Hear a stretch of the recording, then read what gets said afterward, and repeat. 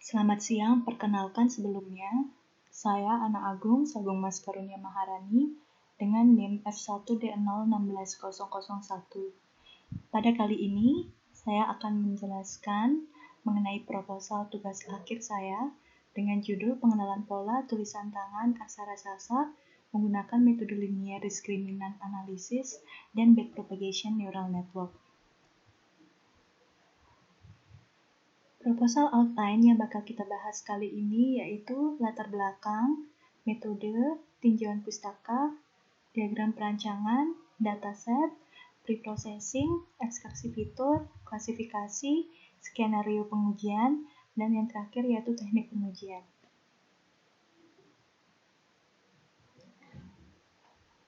Dimulai dengan latar belakang. Aksara Sasa yaitu salah satu kesenian budaya yang ada di Lombok. Namun belakangan ini sudah mulai dilupakan dan sangat sulit mempelajarinya karena kurangnya media pembelajaran dalam mempelajari aksara Sasa ini. Kali ini saya melakukan penelitian dengan bantuan komputer untuk menangani masalah aksara Sasa, yaitu dengan menggunakan handwriting pattern recognition atau pengenalan pola tulisan tangan. Di mana pengenalan pola tulisan tangan ini menggunakan machine learning, yaitu metode LDA dan backpropagation. Diharapkan dari metode ini dapat mengetahui presentasi dan model terbaik dari LDA dan backpropagation yang nantinya dapat diaplikasikan di handwriting digital baik dalam Android dan lain sebagainya. Seperti yang sudah dibahas sebelumnya, metode yang digunakan yaitu LDA atau Linear Discriminant Analysis sebagai ekstraksi fitur. Mengapa memilih metode ini? Karena metode ini dapat memaksimalkan nilai between class scatter dan meminimalkan within class scatter dan mengatasi kekurangan pada PCA. Selanjutnya yaitu metode klasifikasi yang digunakan yaitu Backpropagation Neural Network. Metode ini dipilih karena dapat memformulasikan pengalaman sangat fleksibel dalam perubahan aturan perkiraan dan akurasi yang cenderung tinggi. Berikutnya yaitu tinjauan pustaka. Tinjauan pustaka di sini yaitu terdiri atas penelitian sebelumnya mengenai LDA dan backpropagation. Penelitian sebelumnya yaitu dilakukan oleh Eka Dina Juliantari Utari dengan presentasi 41,38% mengenai pengenalan pola tulisan tangan huruf Sasa menggunakan metode integral projection dan neural network. Dan dilakukan penelitian mengenai aksara juga oleh Rizka Yulianti dengan presentasi 89,76%. Dengan judul Pengenalan Pola Tulisan Tangan Suku Kata Aksara Sasa menggunakan metode Moment Invariant dan Support Vector Machine. Selanjutnya yaitu penelitian mengenai LDA oleh Bambang Widoyono dengan presentasi 98% dengan judul Implementasi Linear Discriminant Analysis dan Jaringan Saraf Tiruan Backpropagation untuk membaca angka pada meteran air secara otomatis. Penelitian selanjutnya yaitu oleh R.L.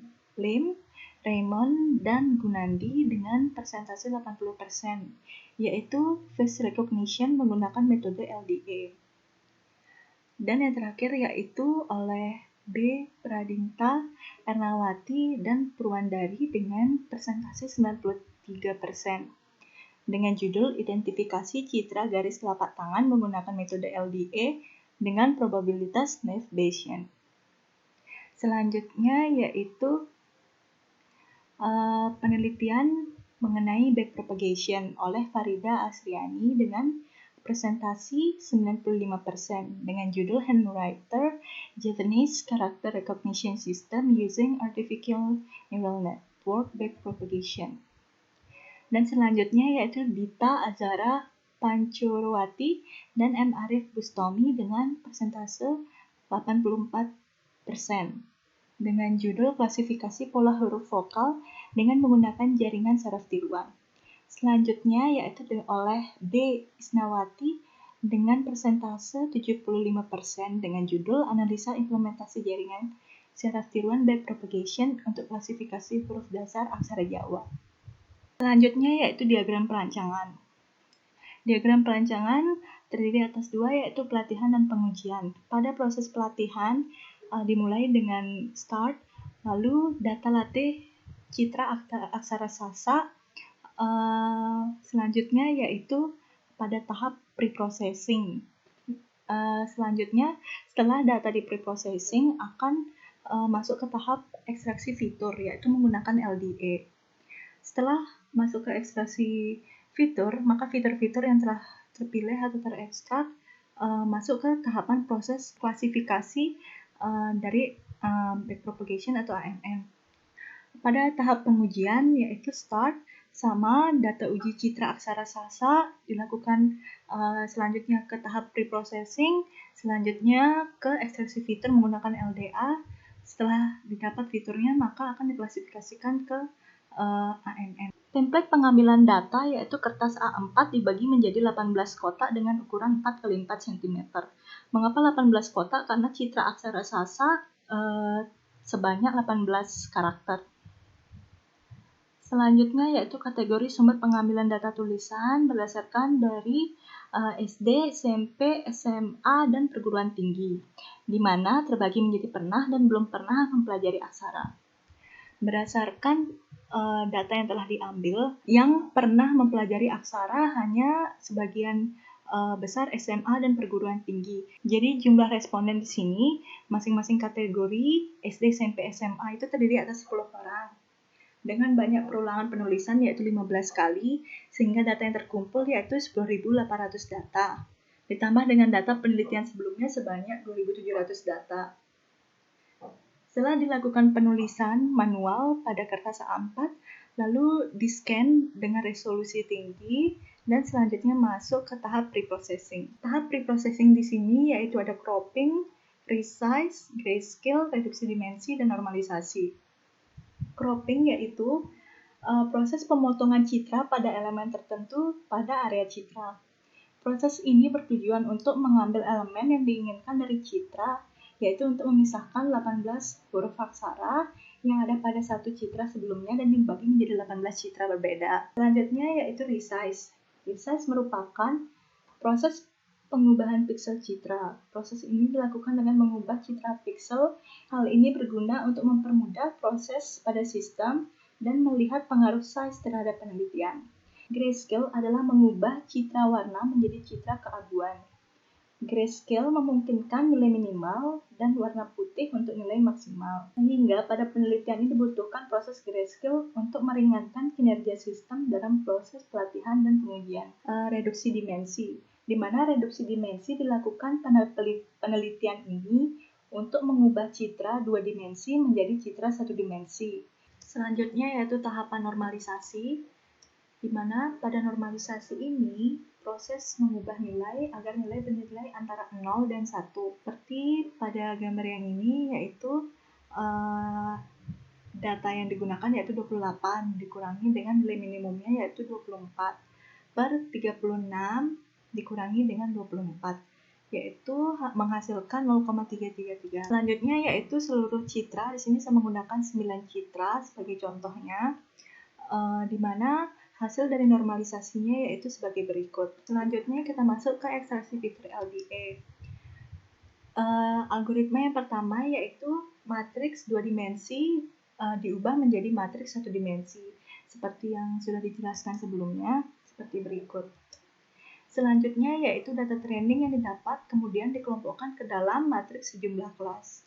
Jadi di sini saya menggunakan 3 kelas. Selanjutnya yaitu menghitung nilai rata-rata atau mean dari tiap kelas. Jadi di sini kan kita punya 3 kelas, X1, X2, dan X3. Berdasarkan perhitungannya yaitu seperti berikut. Sehingga menghasilkan nilai mu1 atau mean dari kelas 1 yaitu seperti yang ditampilkan di layar, mu2 dan mu3. Selanjutnya yaitu menghitung nilai rata-rata mean total dari semua kelas atau mu global. Jadi ketiga-tiga dari mu dari masing-masing kelas ini ditambahkan dan dibagi 3 sehingga menghasilkan mu global seperti ini. Selanjutnya yaitu menghitung matriks sebaran antar kelas atau scatter between dan sebaran dalam kelas yaitu scatter within dengan rumus sebagai berikut. Selanjutnya yaitu menghitung nilai kovarian matriks atau kita simbolkan dengan C. Jadi setelah didapatkan hasil dari scatter within tersebut akan diinverskan dan dikali dengan scatter between. Selanjutnya yaitu menghitung nilai eigenvalue dan eigenvektor. Jadi eigenvalue di sini yang menentukan ciri atau fitur dari suatu citra. Ketika eigenvalue didapatkan, maka akan mendapatkan juga eigenvektor. Dari eigenvalue yang didapatkan nanti dipilih beberapa eigenvalue yang baik atau citra yang baik. Dan berdasarkan hal tersebut akan terdapat juga kumpulan dari eigenvektor tersebut dimasukkan ke dalam satu matriks atau satu vektor dan akan ditranspos, yaitu V transpos dikali dengan data masukan, yaitu ini untuk proyeksi citra. Selanjutnya yaitu klasifikasi backpropagation. Nah, backpropagation sendiri terdiri atas input layer, hidden layer, dan output layer. Jadi ini adalah contoh dari arsitektur backpropagation, di mana di sini adalah input layer, ini hidden layer, dan ini output layer. Dan terdiri atas bias dan bobot. Berikut adalah algoritma dari backpropagation. Yang pertama, inisialisasi bobot. Ambil nilai bobot awal dengan nilai acak yang cukup kecil. Selanjutnya, jika kondisi perhentian belum terpenuhi, maka dilakukan langkah kedua dan langkah ke-9.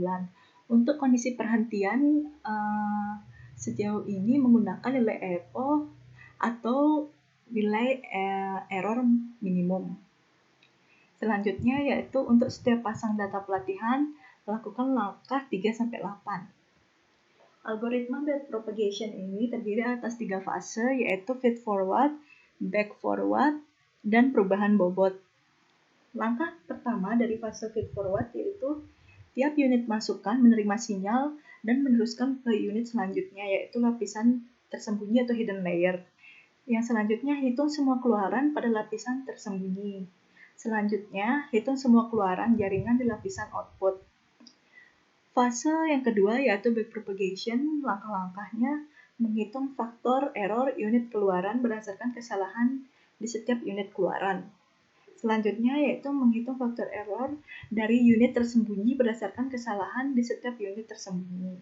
Selanjutnya yaitu fase ketiga, perubahan bobot, di mana tiap-tiap unit output memperbaiki bobotnya. Kondisi pelatihan berhenti seperti yang dibahas sebelumnya, yaitu mengenai batas iterasi tercapai atau nilai error lebih kecil daripada toleransi yang diizinkan.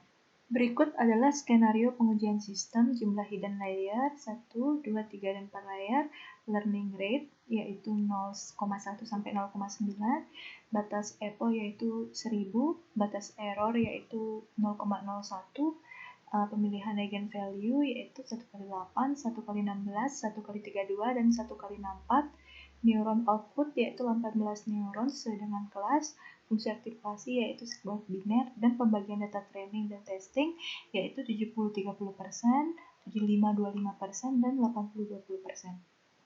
Selanjutnya yaitu teknik pengujian. Teknik pengujian di sini yaitu menggunakan perhitungan akurasi, presisi, dan recall.